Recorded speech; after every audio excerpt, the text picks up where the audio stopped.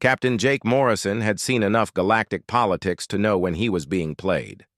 The ornate chamber aboard the Zephyrian diplomatic vessel reeked of expensive perfumes and barely concealed contempt. Ambassador Vextail, a towering crystalline being whose faceted face reflected light in patterns that hurt human eyes, gestured dismissively toward a floating medical pod. "Consider this a gesture of goodwill between our species," the ambassador's voice chimed like breaking glass. "Princess Lyrazeth requires specialized care that our medical technology cannot provide. Your human adaptability in caring for the disabled is well documented." Jake's jaw tightened. The insult was thinly veiled. Humans were seen as the galaxy's janitors, useful only for menial tasks that other species considered beneath them. The fact that they were offering him an alien princess as some kind of charity case made his blood boil, but he kept his expression neutral. His small medical transport ship, the Sanctuary, barely qualified as a diplomatic vessel, yet here he was being handed what amounted to a political hot potato. The medical pod hissed open, releasing a cloud of blue-tinted vapor. Inside lay Princess Lyrazeth of the Zephyrian royal house. Jake had to suppress a gasp. She was beautiful in a way that transcended species. Her translucent blue skin seemed to glow from within, and intricate silver patterns traced along her arms and face like living tattoos. Her eyes, when they opened, were the color of deep ocean water, filled with an intelligence that immediately made Jake uncomfortable with the ambassador's casual dismissal. "She suffered spinal damage during a accident," Vextal continued, the pause suggesting the accident was anything but. "Our healers have declared her condition permanent. Her neural pathways below the torso have been severed. She cannot walk, cannot fulfill her duties as a warrior princess. She is, as you humans might say, broken." Jake watched as something flickered across Lyrazeth's face. A micro-expression of rage so brief he almost missed it. But her eyes burned with a fury that could melt steel.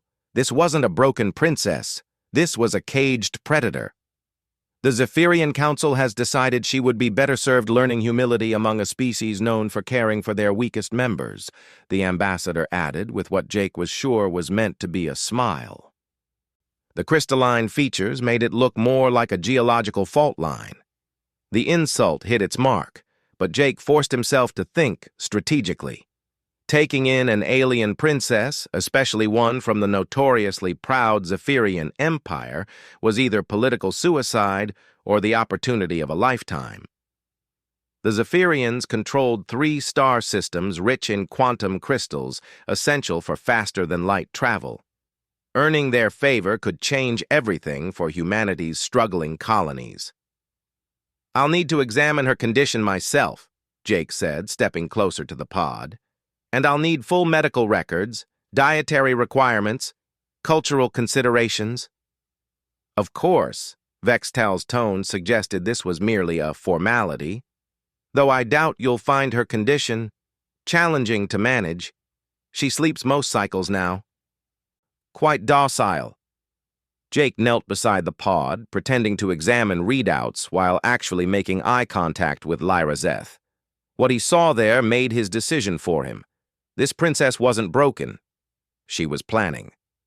The slight tightening around her eyes, the way her fingers curled almost imperceptibly, the controlled breathing patterns.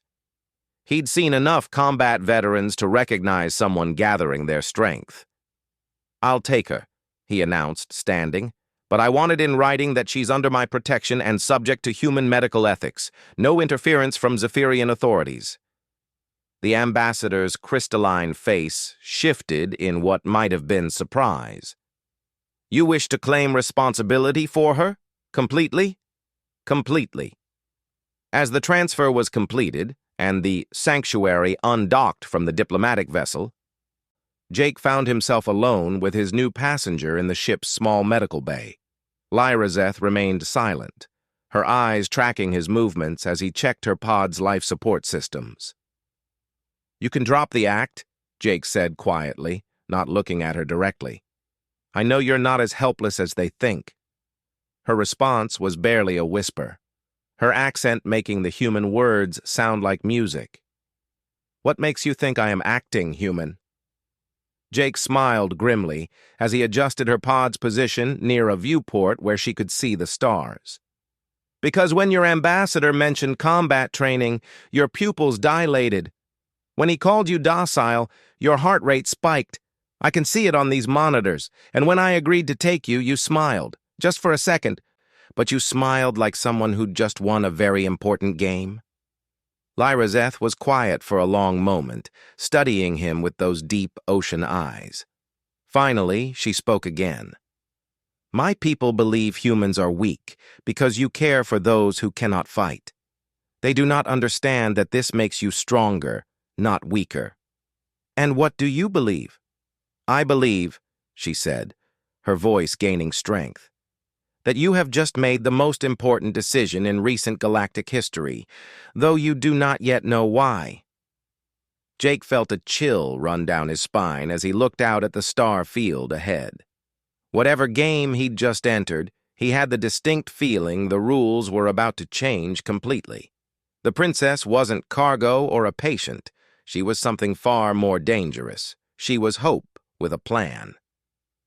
As the sanctuary jumped to hyperspace, carrying them toward Jake's small medical station on the edge of human space, neither of them spoke about what would happen next. But Jake could feel the weight of destiny settling around them like gravity. He'd taken in what the galaxy saw as a useless, broken princess. He was beginning to suspect he'd actually rescued something far more valuable and far more dangerous than anyone realized. The medical station, Haven's Rest, orbited a small moon in the Terran frontier zone, far from the gleaming core worlds where galactic politics played out. Jake had built it himself over 5 years, turning an abandoned mining platform into a sanctuary for those the galaxy had forgotten. Human refugees, alien outcasts, medical cases too expensive for corporate hospitals. They all found their way to his station eventually. Dr. Sarah Chen, his chief medical officer and closest friend, met them at the docking bay with her usual mixture of curiosity and concern. Her dark eyes widened as she took in the elaborate medical pod and its royal occupant. Jake Morrison, she said in the tone that meant he was about to get a lecture, please tell me you didn't just kidnap an alien princess. Technically, she was given to me, Jake replied, guiding the pod through the station's corridors. As a joke, the Zephyrians think we're glorified babysitters for the disabled. Sarah's expression darkened. She'd lost her left leg in a mining accident years ago and had no patience for species that equated disability with worthlessness. Their loss is our gain, then. What's her condition? Spinal injury, paralyzed from the waist down according to their records. But Sarah...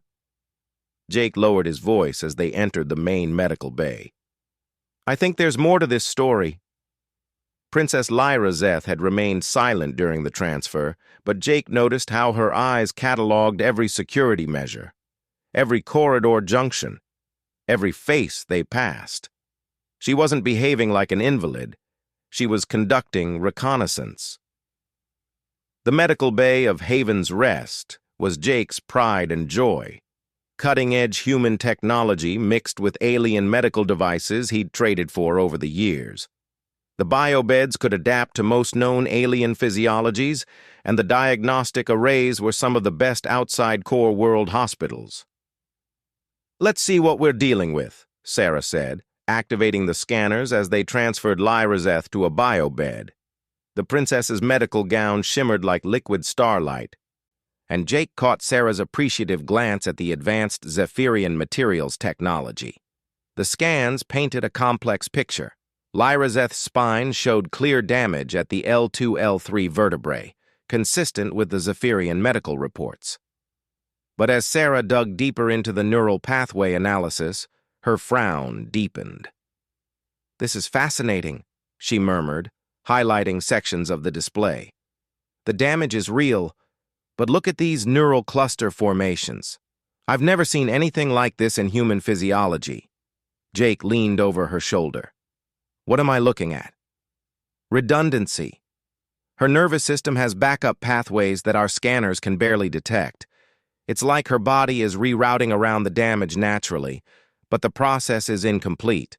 With the right therapy, you could walk again, Jake said, looking directly at Lyrazeth. Couldn't you? The princess's expression remained carefully neutral. Your medical technology is more sophisticated than I expected. But my healers assured me the damage was permanent. Sarah snorted. Your healers were either incompetent or lying. This injury would be challenging but treatable with our neural regeneration protocols. The question is, why didn't they try? The silence that followed was heavy with implication. Jake felt pieces of a larger puzzle clicking into place. They didn't want you to recover. The succession laws of my people are complex, Lyrazeth said carefully. A princess who cannot stand in the circle of combat cannot inherit. My younger brother Vextor stands to gain much from my incapacitation. And your dear uncle the ambassador? Jake's voice carried a dangerous edge. Serves as regent until a suitable heir comes of age. Vextor is still young, easily influenced. Her ocean blue eyes hardened. They believed sending me away would remove the last obstacle to their plans. Sarah was already pulling up treatment protocols on her tablet. Neural pathway reconstruction using stem cell grafts and bioelectrical stimulation. It's experimental, but I've had good results with similar cases. 6 months of intensive therapy, maybe less, if her alien physiology responds well. There is something else you should know, Lyrazeth said quietly. The succession crisis is not merely about royal bloodlines. My people control the quantum crystal mines that power your faster-than-light drives. Vextor has already begun negotiations to limit human access to these resources. He believes your species is growing too quickly, becoming too influential. Jake felt his blood run cold. Without quantum crystals, humanity's expansion would grind to a halt. Their colonies would be isolated, vulnerable to the predatory trading practices of older galactic civilizations. It would mean the end of human independence among the stars. How long before the succession is finalized? He asked. The mourning period for my father ends in 8 standard months. If I do not appear before the Royal Council by then to claim my birthright, Vextor becomes emperor by default. Sarah looked up from her calculations.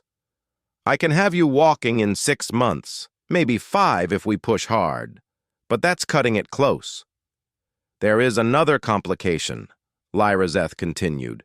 To reclaim my position, I must prove my worthiness through combat. The circle of combat requires me to defeat 3 champions chosen by the Council. They will select the strongest warriors in the Empire. Jake ran a hand through his hair. So we need to not just heal you, but get you back to fighting condition in 6 months, against opponents who were specifically chosen to kill you legally. The irony is not lost on me, Lyrazeth said with a bitter smile. They gave me to the species they consider weakest, expecting me to fade into obscurity. Instead, they may have given me the only chance I have to reclaim what is mine. Over the following weeks, as Sarah began the delicate process of neural reconstruction, Jake found himself spending more time with the princess. She was brilliant, with an insight into galactic politics that made his head spin. More than that, she was genuinely curious about humanity, asking endless questions about their history, their culture, their stubborn refusal to accept the galaxy's rigid hierarchies. Your people fascinate me, she said one evening as Jake helped her through physical therapy exercises. The treatment was working. She'd regained feeling in her legs and could move her toes. Most species accept their place in the cosmic order. You refuse to stay where others would put you.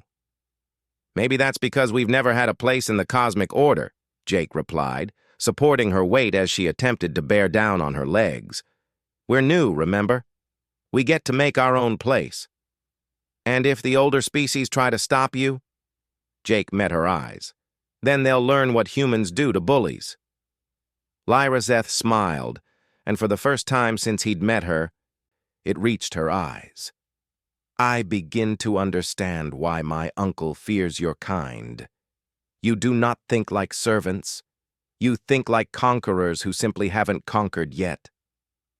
As her recovery progressed, Jake began to see glimpses of who Princess Lyrazeth had been before her injury.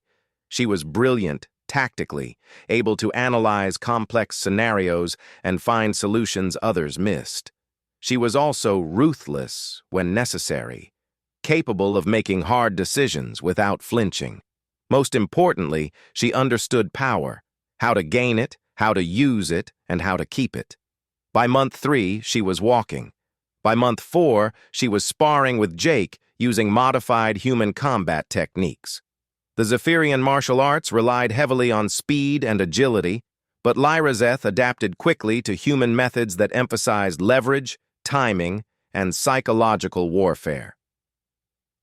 Your species may lack our natural speed, she said after pinning Jake to the mat for the dozenth time. But your combat philosophy is remarkably sophisticated. You fight like you think, finding unconventional solutions to impossible problems. Jake grinned up at her. Give us an impossible problem, and we'll either solve it or die trying. Usually both. As the 5th month arrived, they received word that changed everything. A Zephyrian military vessel had arrived in the system, ostensibly for a routine patrol. But Jake's contacts in the intelligence community sent a different message. They were here to ensure the princess never made it home. The Zephyrian warship Crystal Blade hung in space like a shard of frozen starlight, its weapons arrays pointed not so subtly toward Haven's Rest. Captain Zexkar, Vextor's personal enforcer, had arrived with a simple message. Princess Lyrazeth was too ill to travel and would remain in human care indefinitely. It was a death sentence disguised as medical concern. Jake stood in the command center watching the warship's ominous presence on the main display. Beside him, Lyrazeth studied her own people's vessel with the cold calculation of a military strategist. Her recovery was nearly complete. She could walk, run, and fight almost as well as before her injury, but almost might not be enough against the champions waiting for her on Zephyr Prime. They've brought a full battlecruiser to deal with one recovering princess, Sarah observed, limping into the command center with her latest medical reports. I'd say they're taking you seriously. Zexkar commanded the Royal Guard before my brother's supporters promoted him to fleet captain, Lyrazeth said. He knows my capabilities better than most. The fact that he came personally means they're not taking any chances. Jake's tactical mind was already working through possibilities. Haven's Rest was a medical station, not a fortress. They had defensive shields and point defense systems, but nothing that could stand against a military vessel designed to destroy other warships. In a straight fight, they'd last maybe 10 minutes. There's another ship incoming, announced Lieutenant Torres from the sensor station. Human vessel frigate class. It's broadcasting Terran Defense Force codes. Jake's heart leaped. The cavalry was arriving, though he hadn't called for it. On the main screen, the sleek lines of the TDF frigate Defiance dropped out of hyperspace and took position between the medical station and the Zephyrian warship. This is Commander Elena Vasquez of the Terran Defense Force, came the crisp voice over communications. I'm here to escort Dr. Morrison and his patient to Zephyr Prime for a scheduled medical consultation. Is there a problem, Captain Zexkar? The Zephyrian captain's response crackled with barely contained rage. This is an internal Zephyrian matter, human. The princess is unfit for travel. According to whose medical assessment? Vasquez replied smoothly. I have clearance from the Galactic Medical Council to transport Princess Lyrazeth for evaluation by Royal House physicians. Unless you're claiming authority over galactic medical law? Jake grinned. Elena was playing diplomatic hardball, using the galaxy's own bureaucracy against them. The Zephyrians couldn't openly refuse a GMC medical transport without facing sanctions from the other major powers. "Jake," Lyraseth said quietly, "once we reach Zephyr Prime, I'll have exactly 72 hours to present myself to the Royal Council. The moment I do, they'll invoke the combat trials. Are you prepared for what comes next?" What comes next? Her ocean blue eyes met his, filled with grim determination. "War. If I reclaim the throne, I'll honor the crystal trade agreements with humanity. My people will gain a valuable ally instead of keeping you as subordinates." But Vextor and his supporters would rather see the Empire burn than share power with what they consider lesser species. The transfer to the Defiance went smoothly, despite the Zephyrian warship's obvious hostility. Jake insisted on accompanying Lyraseth as her medical advisor, while Sarah remained behind to manage the station. As their shuttle approached the TDF frigate, Jake got his first close look at Commander Vasquez. She was exactly what he'd expected from her voice, sharp-eyed, confident, and radiating the kind of calm competence that came from years of command. Her handshake was firm, her smile genuine.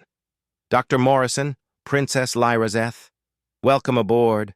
I hope you don't mind, but we've picked up some additional passengers for this trip." She led them through the frigate's corridors to the main briefing room, where Jake's jaw dropped. Seated around the conference table were some of the most dangerous humans in known space.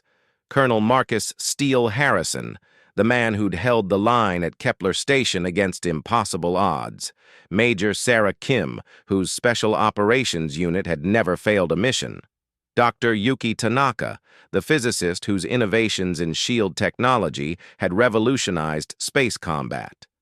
When the TDF Intelligence Division learned about Princess Lyraseth's situation, Vasquez explained, "We realized this was about more than one person's medical recovery. The future of human expansion depends on maintaining access to quantum crystals. We can't let that fall into hostile hands." Lyraseth studied the assembled humans with professional interest. "You believe you can influence the outcome of my combat trials?" "Not influence," Colonel Harrison said with a predatory smile. "Train. You've learned human fighting techniques from Dr. Morrison, but you haven't learned human military doctrine, the principles that let us punch above our weight class in every conflict we've ever fought."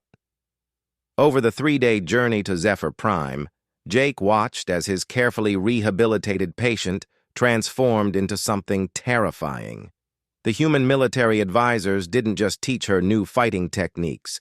They taught her how to think like a human warrior, how to analyze an opponent's weaknesses, how to use psychological warfare, how to turn disadvantages into strengths.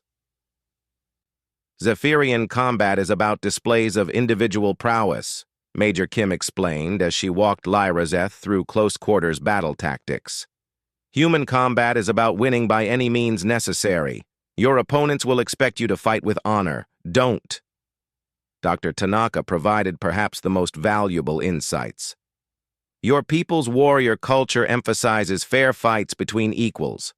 But humans learned long ago that fair fights are for people who can afford to lose. You can't. So don't fight fair." By the time they reached Zephyr Prime, Princess Lyraseth had become something unprecedented in Zephyrian culture, a royal trained in human military philosophy. She understood now that her true strength hadn't been her physical prowess before the injury, but her willingness to learn from those her people considered inferior. The royal palace was a crystalline spire that reached into the clouds, its faceted walls reflecting the light of 3 suns. As their shuttle approached, Jake could see crowds gathering in the ceremonial plazas. Word had somehow spread that the exiled princess was returning. "The trials begin at sunset," Lyraseth said as they disembarked. "I have 6 hours to present myself to the council and formally challenge for the succession. After that—" She straightened her shoulders, every inch the royal princess despite months of exile. After that, we discover whether human training can defeat Zephyrian champions. Jake felt a surge of pride as he watched her stride toward the palace entrance. The broken, supposedly helpless princess they'd given him as a joke had become something extraordinary.